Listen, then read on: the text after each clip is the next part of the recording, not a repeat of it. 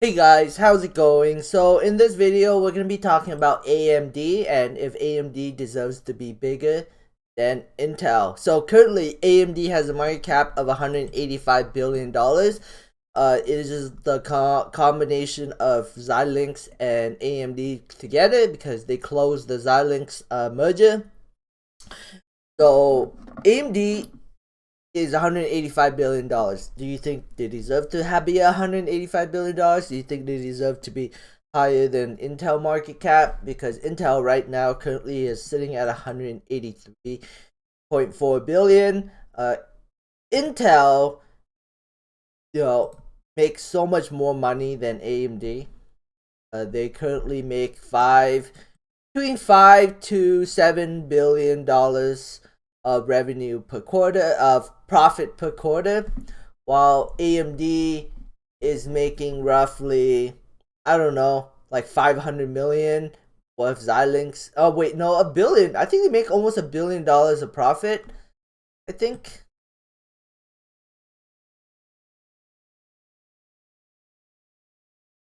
EPS of $1. So yeah, roughly $1 billion, maybe a little bit more than $1 billion of profit per quarter. With Xilinx, maybe closer to 2 billion next earnings, maybe.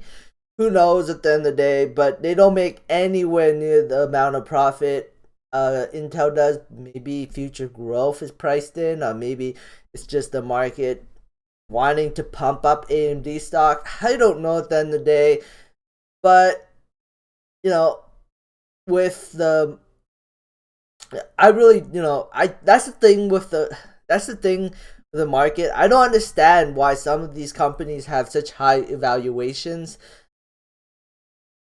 when the revenue and profits makes no sense. Maybe the market is pricing in um future potential growth.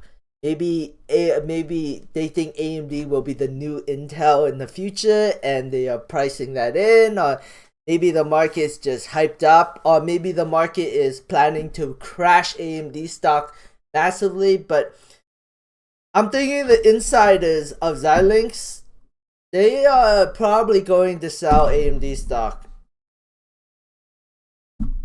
eventually. I mean, AMD does have the liquidity, so it makes it much easier for people that hold Xilinx shares, the insiders, the CEO, the CFO, whatever, easier to sell out when they're in AMD because, you know,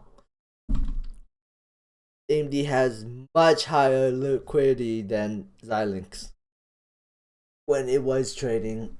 Um, but you know what? I honestly believe that what the market should do is they should bring AMD stock down and wait until AMD shows proof that AMD can, you know, do as much revenue and profit as Intel before rewarding AMD stock to go higher. But hey, I'm not the market. I don't do what I do. I just point out things, and I'm telling you guys, I think AMD is a little overvalued for what they offered is in profits. But that's my opinion.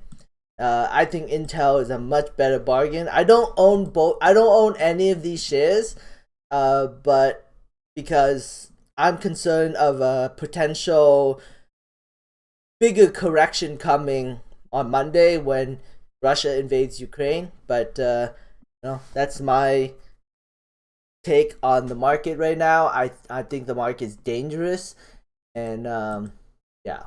Anyways, that's really all I really have to say. AMD's not like in any financial trouble at all. If we look at their current Xilinx current balance sheet, they have $3.7 billion of cash on hand, and AMD has roughly the same.